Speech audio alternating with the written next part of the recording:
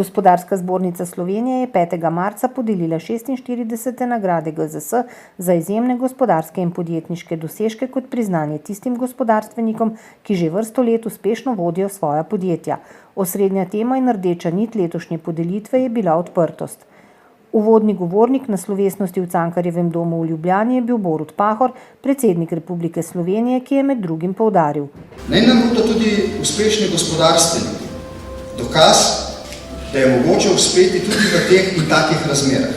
Nagrade Gospodarske zbornice Slovenije za izjemne gospodarske in podjetniške dosežke so najstarejša in najprestižnejša tovrstna priznanja v Sloveniji, ki jih pogosto imenujejo kar gospodarski oskarji.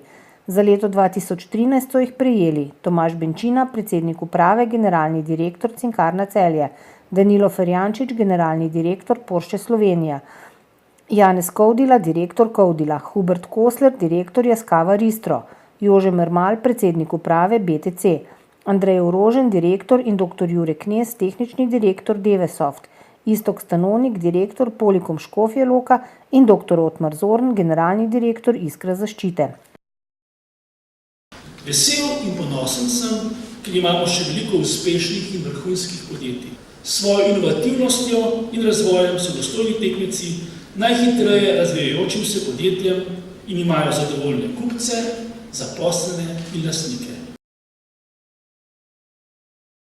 GZS je ob sprejemu zakona o informacijah javnega značaja poudarila, da podpira prizadevanja za večjo transparentnost poslovanja družb v lasti države, kar pa bi morali doseči v prvi vrsti z bistveno boljšo kulturo korporativnega upravljanja, odgovorno vlogo uprav in nadzornih svetov, ne pa izključno z javnostjo občutljivih poslovnih podatkov teh družb. Opozarjamo seveda, da lahko ta pretirana zahteva po transparentnosti, ki jo je zakon do določene mere pa le prinesel, ohromi tudi konkurenčni položaj tistih podjetij, seveda, ki na trgu nastopajo. Gospodarska zbornica Slovenije je odločno zavrnila nove obremenitve zaradi padca davka na nepremičnine in ob tem poudarila: To bo dodatno poglobilo naše težave in povzročilo zmanjševanje gospodarske aktivnosti. Na Gospodarski zbornici Slovenije je 11. marca 2014 ob obisku španskega zunanjega ministra Joseja Manuela García Margalja potekalo poslovno srečanje med slovenskimi in španskimi podjetji. Španski zunanji minister je spregovoril o trenutni gospodarski situaciji v Španiji in tamkajšnjih poslovnih priložnostih ter možnostih skupnega nastopanja na tretjih trgih. Poudaril je, that there are a lot of opportunities for collaboration between Spanish and Slovenian companies. We can add value in Latin America. Na zaključni konferenci projekta Profili so bili predstavljeni zakonodaja, tveganja in primeri dobrih praks na področju javno-zasebnega partnerstva in projektov izgradnje. Kot partnerji v tem čezmejnem projektu sodelovala tudi GZS, Zbornica gradbeništva in industrije gradbenega materiala. Vključevanje v javno-zasebno partnerstvo je nekako zdaj že pri nas definirano. O priložnostih za sodelovanje slovenskih podjetij pri načrtovanju in izgradnji indijskih infrastrukturnih projektov je na tokratnem sektorskem omizju spregovoril tudi indijski veleposlanik v Sloveniji.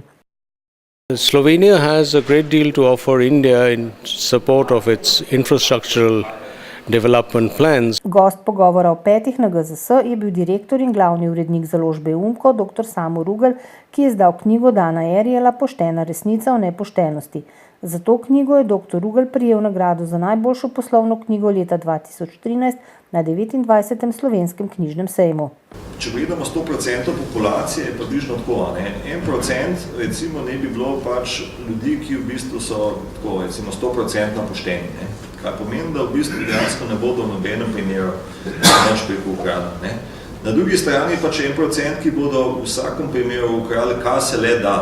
Na prvi nacionalni konferenci za e-račun, ki jo je organiziralo GZS, Združenje za informatiko in telekomunikacije, so predavatelji udeležence seznanili s trenutnim stanjem v Sloveniji in EU, zakonskimi zahtevami pri uporabi e-računov in predstavili postopke in primere dobre prakse pri izdaji, izmenjavi in prejemanju e-računov. Smo se pa operaterji, to se pravi tisti, ki ponujemo elektronsko izmenjavo, povezali in omogočili, da končni uporabniki na enem mestu dobijo dostop do vseh svojih strank. Ali pa na drugi strani, da prejemnik lahko dobi od katerega koli izdajatelja računov ta elektronski račun na eno mesto. Drugo tematsko konferenco z naslovom Avtorske pravice danes, kdo pije in kdo plača, je pripravila GZS, Zbornica knjižnih založnikov in knjigotržcev. Ker je Slovenija na področju avtorskih pravic reproduciranja literarnih del in avtorskih pravic pri uporabi učnih gradiv, ki jih država ne zna, ne zmore ali noče urediti, še vedno črna lisa v Evropi, so udeleženci ob zaključku konference sprejeli deklaracijo o avtorskih pravicah, v kateri jasno zahtevamo od vseh deležnikov v tem procesu, se pravi v procesu urejanja oziroma ščitenja avtorskih pravic literarnih del, da opravijo svoje delo. GZS, Zbornica kmetijskih in živilskih podjetij, je organizirala prvo mesno konferenco z naslovom Izzivi pred mesno branžo. Predavanjem domačih in tujih strokovnjakov je sledila še okrogla miza. Seveda nas čaka kup konkretnih aktivnosti ali pa nadaljevanje le-teh, kajti marsikatera od teh se je že začela, tako kot je bilo omenjeno na koncu. GZS, Združenje kemijske industrije, je skupaj z Uradom Republike Slovenije za kemikalijo za podjetje v dobavno-prodajni verigi iz različnih panog pripravila seminar o evropski direktivi REACH.